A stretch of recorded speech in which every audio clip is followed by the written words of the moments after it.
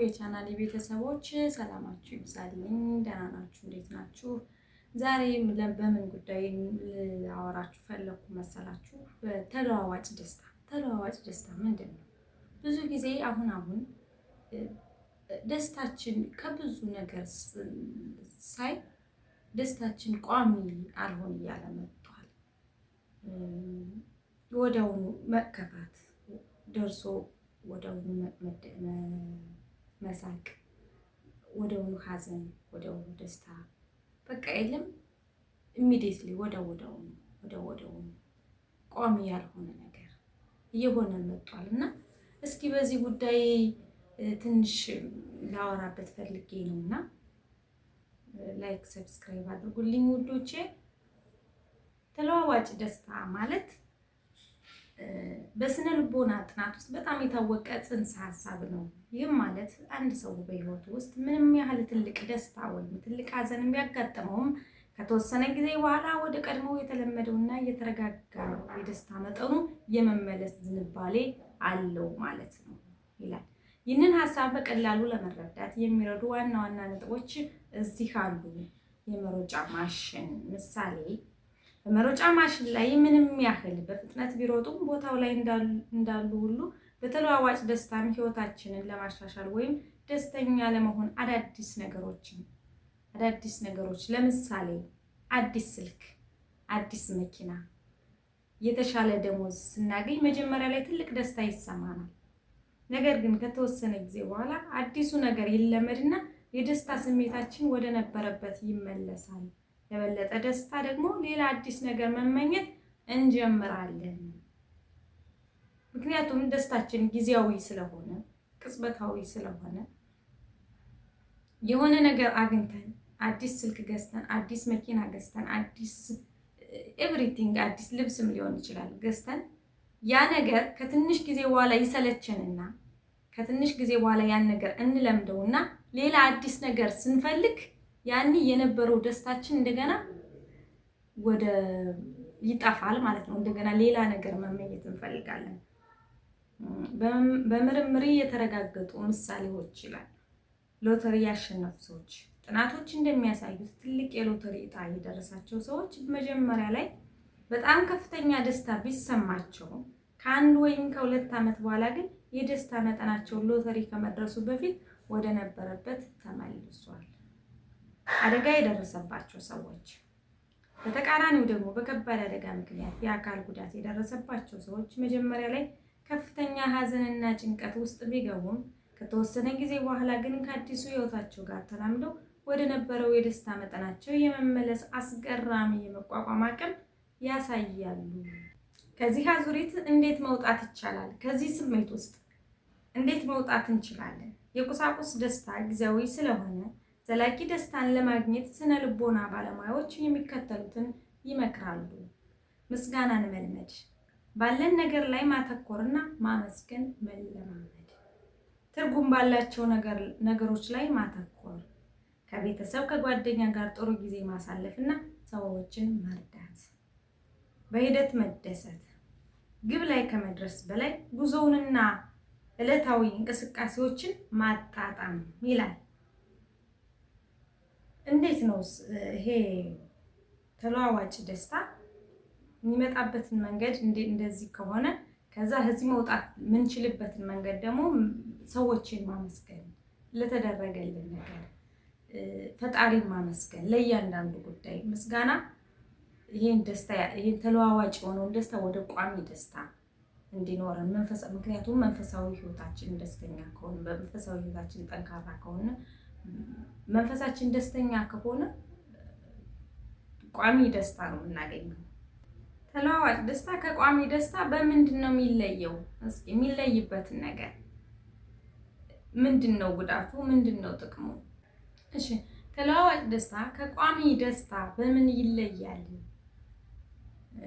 የልዩነቱን በማይበት ሰዓት ተለዋዋጭ ደስታና ቋሚ ደስታ በህይወታችን ውስጥ የምናገኛቸው ሁለት ፍጹም የተለያየ መነሻና መድረሻ ያላቸው የደስታ አይነቶች ናቸው።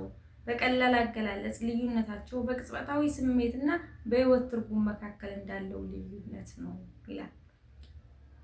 ቅጽበታዊ ስሜት ማለት ይሄ ተለዋዋጭ ደስታ ነው። ቅጽበታዊ ስሜት ነው። ወዲያውኑ እንደሰታለን፣ ወዲያውኑ እንከፋለን፣ ወዲያውኑ እንስቃለን፣ ወዲያውኑ እናለቅሳለን፣ ወዲያውኑ እናዝናለን፣ ወዲያውኑ እንደሰታለን እና በህይወት ትርጉም ያለው ደግሞ ቋሚ ደስታ ነው። በህይወታችን ውስጥ ስኬታማ በመሆን የምናገኘው ደስታ ሊሆን ይችላል። በመንፈሳችን የምናገኘው መንፈሳችን መልካም የሆነ ሰው መርዳት ለምሳሌ ሊሆን ይችላል። በህይወታችን ለምሳሌ በምንኖረው በህይወት አጋጣሚ በትዳር አጋራችን ሊሆን ይችላል። ባለን በቤተሰብ ሪሌሽንሽፕ ሊሆን ይችላል። በዛ የምናገኘው ደስታ ደግሞ ይሄ ቋሚ ደስታ ነው ብዬ አስባለሁ። እንደዛ ዋናውና ልዩነታቸውን በሚከተለው መልኩ ማየት እንችላለን። እንግዲህ የቋሚ ደስታና የተለዋዋጭ ደስታ ልዩነታቸው፣ አንደኛ የምንጭ ወይም የመነሻ ልዩነት። ተለዋዋጭ ደስታ የሚመነጨው ከውጫዊ ነገሮችና ከፍላጎት ማርካት ነው።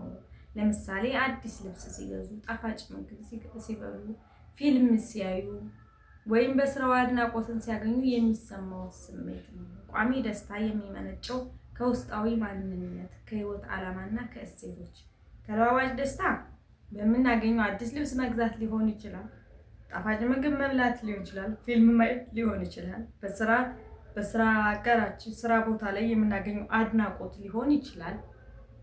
ቋሚ ደስታ ደግሞ ከውስጣዊ ማንነት፣ ከህይወት ዓላማ፣ ከእሴቶች ጋር ተስማምቶ ከመኖር ነው። ለምሳሌ ልጅን በጥሩ ስነ ምግባር ማሳደግ፣ ሰዎችን መርዳት፣ አስቸጋሪ ግቦችን ጥሩ ማሳካት ወይም አቅምን አውጥቶ መጠቀም ሊሆን ይችላል።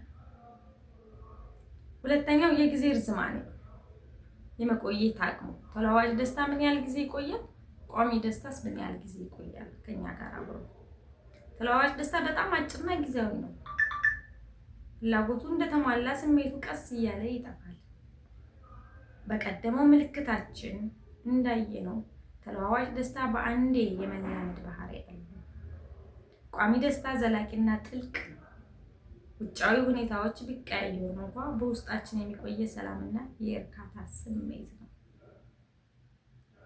ሶስተኛው ከችግርና ከፈተና ጋር ያላቸው ግንኙነት። ተለዋዋጭ ደስታ ህመም፣ ድካም ወይም ፈተና ሲኖር ይህ ደስታ ይጠፋል። አዎ ልክ ነው። ህመም ትንሽዬ የሆነ ነገር ህመም ከተሰማን የህመም ስሜት፣ ድካም ከችግርና ከፈተና ጋር ያላቸው ግንኙነት። ተለዋዋጭ ደስታ ህመም፣ ድካም ወይም ፈተና ሲኖር ይህ ደስታ ይጠፋል። ምክንያቱም ዓላማው ምቾትን መፈለግና ስቃይን መሸሽ ስለሆነ ነው። ቋሚ ደስታ በፈተናና በችግር ውስጥ ሊኖር ይችላል። ለምሳሌ ለአንድ ትልቅ ዓላማ ሲባል የሚደረግ ከባድ ድካም ወይም መስዋዕትነት ምንም እንኳ በወቅቱ አካላዊ ምቾት ባይሰጥም በውስጥ ትልቅ እርካታንና ቋሚ ደስታን ይሰጣል። ለምሳሌ የሆነ ነገር ለማሳካት፣ የሆነ ቦታ ላይ ለመድረስ፣ የሆነ ደረጃ ላይ ለመድረስ በእያንዳንዱ የህይወት መንገድ ውስጥ ትግል ይኖራል አይደለም? በዛ ትግል ውስጥ ድካም ሊኖር ይችላል፣ ህመም ሊኖር ይችላል፣ መጎሳቆል ሊኖር ይችላል፣ ተስፋ መቁረጥም ሊኖር ይችላል። ግን ያንን ዓላማ፣ ያንን ስኬት፣ ያንን ግብ እያሰብን ደስተኞች መሆን ምንችል ከሆነ ቋሚ ደስታ ማለት ነው። እሱ ነው ቋሚ ደስታ። ቁልፍ ልዩነቶች ባጭሩ ባህሪ፣ ተለዋዋጭ ደስታ፣ ቋሚ ደስታ። ዋና ትኩረቱ ተለዋዋጭ ደስታ ዋና ትኩረቱ ምቾት፣ ደስታና አዝናኝ ነገሮች ላይ ነው። ለምሳሌ የሆነ ቦታ ሄዶ መዝናናት ሊሆን ይችላል። በቃ የሚፈልገው ምቾት ነገር ነው። ምንም አይነት የህይወት ስትራግል ማሳለፍ አይፈልግም። ይሄ ተለዋዋጭ ደስታ ማለት ነው። ቋሚ ደስታ ደግሞ ትርጉም የሆነ ነገር ትርጉም የሚሰጥ ከሆነ፣ እድገት ካለው፣ ዓላማ ካለው ቋሚ ደስታ። ጥገኝነቱ በውጫዊ ተለዋዋጭ ደስታ ጥገኛ የሚሆነው በውጫዊ ሁኔታዎች ላይ ነው። በውጫዊ ሁኔታዎች፣ ነገሮች፣ ሰዎች፣ ውጫዊ በሆነ ነገር ላይ ማለት ነው። ቋሚ ደስታ ደግሞ በውስጣዊ አመለካከት እና ምርጫ ነው። ልክ እንደ ማዕበል ይወጣል ይወርዳል ባህሪው ማለት ነው። ባህሪው ተለዋዋጭ ደስታ ባህሪው ልክ እንደ ማዕበል